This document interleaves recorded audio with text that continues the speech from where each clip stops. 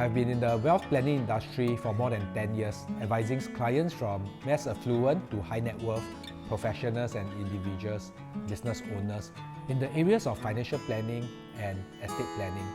Now, many years into my practice, I started to find out from my clients' personal stories and also from the media how family wealth does seldom last more than 3 generations. And despite the best legal advice they can seek, many families I know couldn't even see their business or wealth survive past the 2nd generation. It's such a pity. And it was an aha moment for me because the Bible that I placed my faith on talks so much about inheritance that lasts many generations.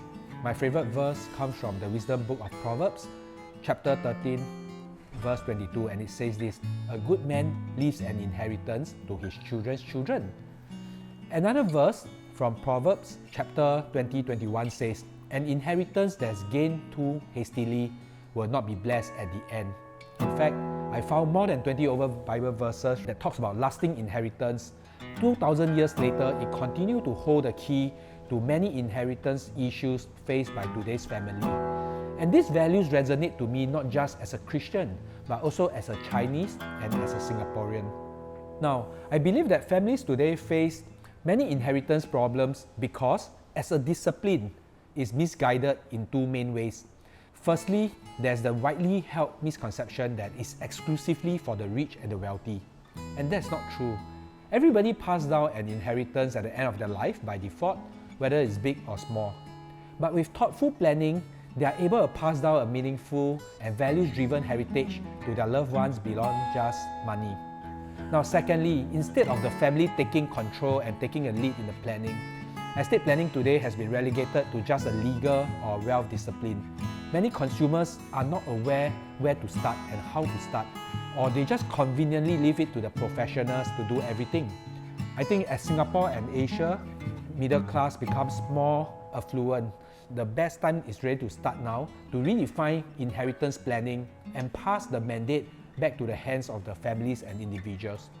I like to share 2 quotes that I think pretty much sums up our conviction and inheritance, and that is the first one from a veteran private banker, and he said this: "I have never seen a family united by its wealth alone."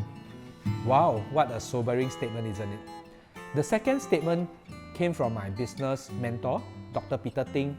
He's a business mentor in Malaysia, very well regarded, and he prefaced in my book this way: "If we only have money to pass down to our children, then they will be very poor indeed." And that's why we want to adopt our slogan, #BeyondInheritance. And that's also why we live by our social mission to strengthen families through better inheritance planning. Derek's passion and conviction to strengthen and unite families through inheritance planning is clear and contagious. I have known Derek for many years, and to say that he's values-driven is such an understatement. This is a leader who's always thinking about helping families become stronger together. I know for a fact that despite his incredibly busy schedule, Derek prays for many of his clients and friends for their families. He has been talking to me about his desire to make professional estate planning available to the masses since 2019. At that time, even though I did not ask him how he's going to do it, I was very excited when he shared with me his why.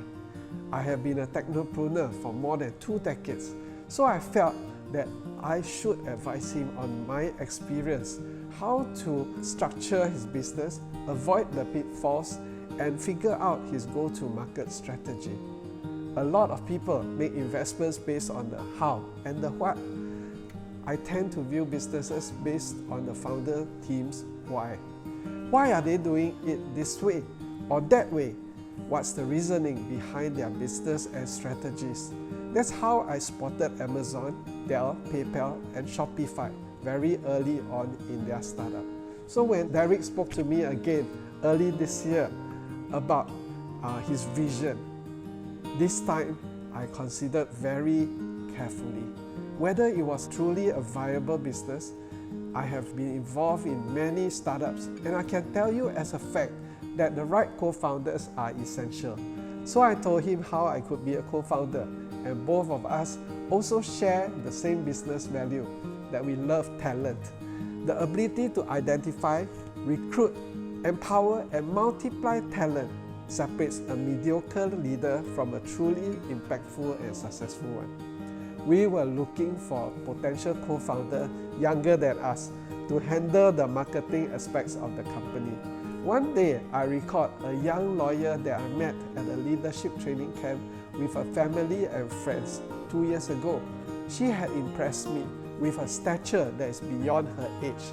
I asked Derek on the phone, "What do you think about Persis?" And he was surprised because neither Derek or I have spoken to Persis or mentioned her for the last 2 years. But Derek told me coincidentally that he was going to visit her father that week, so he could bring up the topic with them. And 2 weeks and 2 dinners later, Persis said yes. And that's how the founding team was formed.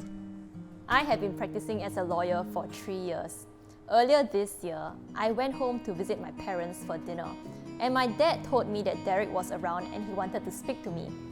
I was surprised because even though I knew who Derek was, I had never actually spoken to him before. After dinner, Derek started sharing with me the concept of heritance, and he invited me to join the founding team. I was intrigued, but the offer was too sudden.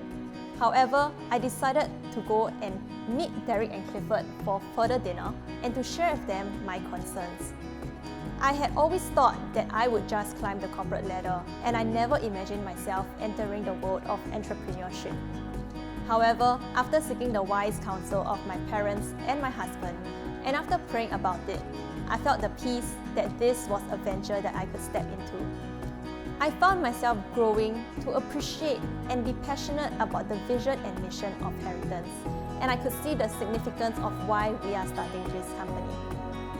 In my practice as a lawyer, I had come across so many contentious will and probate matters, where siblings go to court and fight and things get ugly over the assets and wealth that their parents leave behind. To me, it was futile for parents to leave behind great wealth if they don't have the values and the foundation properly laid for the children and the generations to preserve, grow, and increase the assets left behind. Therefore, I was captivated by heritance, where we advocate to pass down values beyond valuables. We believe that family is the building block of society, and with the right foundation properly laid, where values go first and then valuables, the passing down of wealth will just be a natural byproduct